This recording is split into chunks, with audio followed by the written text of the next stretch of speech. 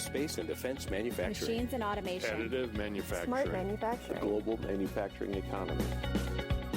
Hello and welcome to Advanced Manufacturing Now, the podcast for manufacturing professionals. Don't forget to like and subscribe to get new episodes delivered to your feed each week. I'm David Muller, Senior Editor at SME Media, and I'll be your host today.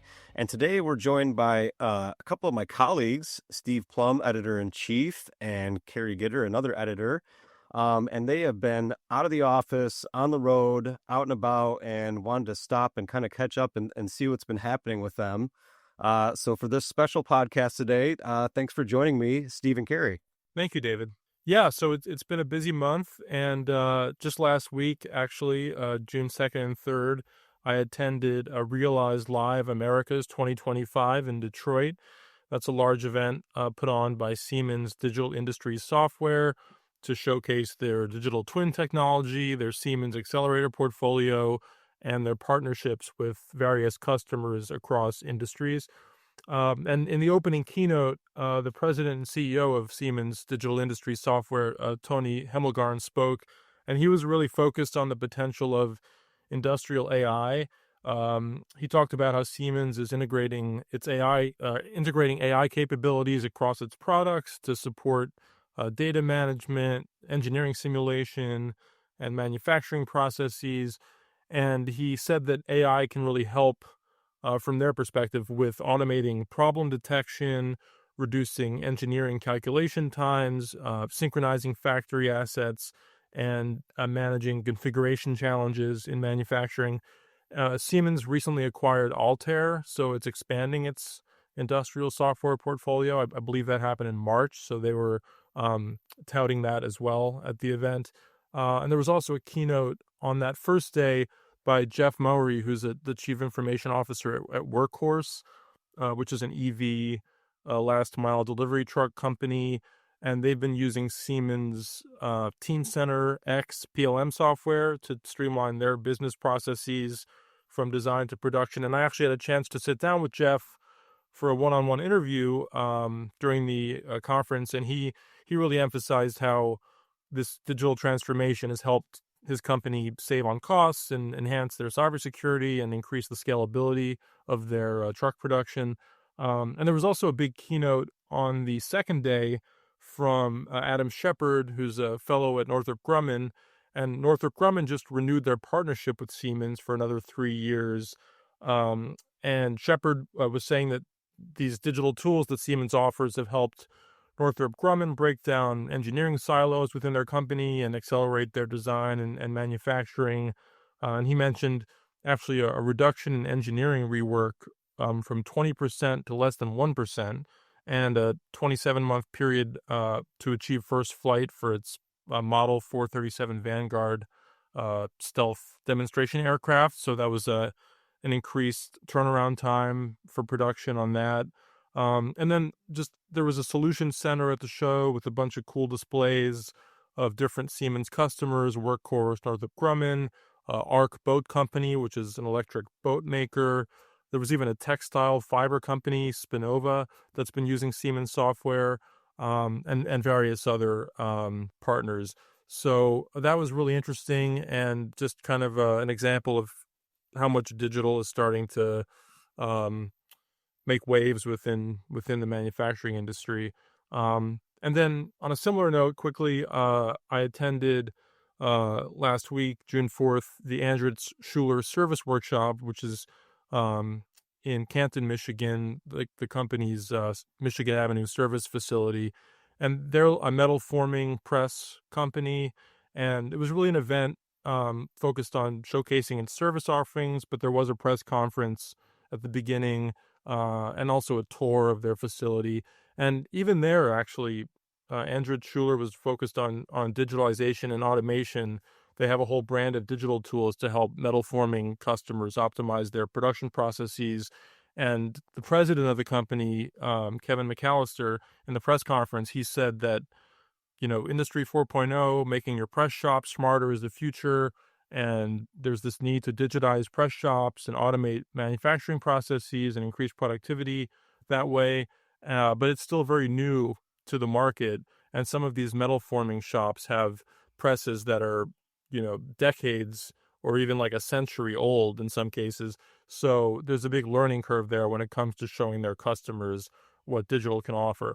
But yeah, that was an interesting thread between the two events that I attended, very different contexts, but digital was still top of mind. How about you, Steve? Where were you last week?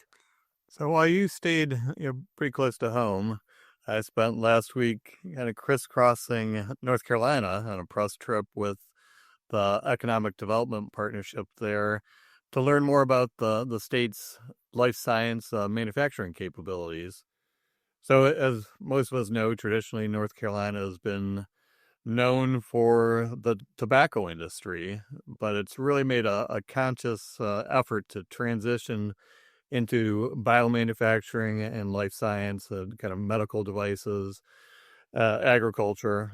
So I believe it was 1999, the Golden Leaf Foundation was established to increase economic opportunities for new businesses and communities that had previously been dependent on cigarette manufacturers. So over the years, the foundation has created 68,000 jobs and generated some $78 million in new payroll just in these industries being funded by the foundation. And more recently, it just established the Biomanufacturing Training Center within NC State's university campus. So the universities, as well as community colleges, are really taking an active role in partnering on this to make North Carolina the go-to destination for this type of business. So at the same time, groups such as NC Life Science organization is working to attract and grow the state's life science industry and train employees. And the Wake Forest Institute for Regenerative Medicine was established to advance research in this area. So I believe it was the first facility to engineer laboratory-grown organs that were successfully implanted into humans. Now they're working on things like organs on a chip, where you actually see a mini version of a person's organ, just on like a quarter size chip that they have at the facility. East Carolina University is also really increasing their presence in the space too, with a new life science building. But I would say that the highlight of this trip was touring several biomanufacturing companies, including Thermo Fisher Scientific, Fujifilm Biotechnologies, and Eli Lilly. So all of them have recently made significant investments in the state and are in the process of ramping up their operations there. Thermo Fisher just invested $500 million and created 500 jobs in Greenville. Fujifilms, which of course for the film and cameras, but is really getting into more biomanufacturing. Spent $1.2 billion at its Holly Springs plant to create 680 jobs, and Eli Lilly invested $1 billion and created 600 jobs in Concord. So I got the opportunity to suit up and go into clean rooms and check out some of the latest technologies. So not only is that technically interested, but it was good, clean fun. Learned about some things like continuous manufacturing, which is really being at the early stages in some of these facilities. Some combination lines where they can produce two different medical devices and quickly go back and forth between them. And one of the companies built an identical plan from its overseas facility, so they can train back and forth. And as they expand one facility in one region, they implement the learnings that they had from the most recent investment. So it was really a learning experience, and expect to see more of this on advancedmanufacturing.org. So, Steve, if I understand right, if I heard right, you said that some of this was funded actually by the tobacco industry, or like a offshoot of the cigarette manufacturing sector. Yeah, the cigarette manufacturers had funding that they had to put together to help fund this. Wow. Okay. Interesting. From cigarettes to life sciences and growing body parts on little chips. That's interesting. In fact, some of the buildings from like R.J. Reynolds have been converted into these biomanufacturing facilities. And you had to put on like kind of this full suit to kind of go in and not contaminate anything as you were looking at the process. Exactly. So there's various stages of clean room suits. So we were in kind of stage one. Some of the ultra clean rooms, you have to put on like double layers of everything, and it's much more sophisticated. But yeah, the key, when you're working with medical devices, cleanliness is critical. Yeah, makes sense. And Carrie, it's interesting. You mentioned the digital threads. Last year, I actually had the opportunity to go to the Siemens Realize Live. It was out in Vegas last year, and digital threads were a huge part of that as well. They're really trying to emphasize that manufacturers could use that as a tool to really automate a lot of their processes, to have a good window into a lot of their processes. Do you get the sense that, because you'd mentioned also the crossover with the other event that you were in locally, that you attended locally, you get the sense that there's still the companies are offering a lot of this technology, but customers maybe are a little bit slow to take some of it up. I mean, it's still kind of cutting edge stuff that people aren't maybe adopting yet. Yeah, I think there's definitely a learning curve for some customers. Like I think some larger companies with more technologically advanced products are maybe more inclined to seek out something like Siemens software, that kind of digital twin, digital thread, digital ecosystem platform, to streamline their processes and create kind of a virtual mirror of what they're doing on the shop floor.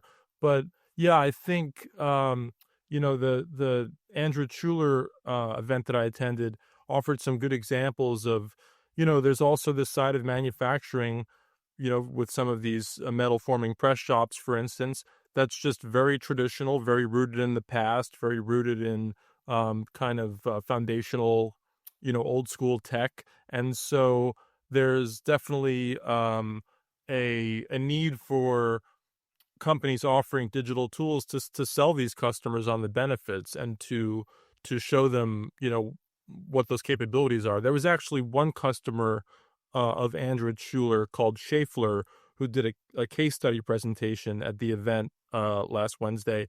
And they were talking about how they ended up using Android Schuler's visual die protection system. It's a camera-based monitoring system for protecting dies and preventing damage on their lines. And that was an example of how, you can bring in a digital camera system and it can have a really impactful effect on production line and prevent downtime and reduce damage. But yeah, I think that's what you said, David, is true. There's definitely a need to show customers, especially more old school customers, what these capabilities are and what kind of advantages digital technologies can offer for manufacturing.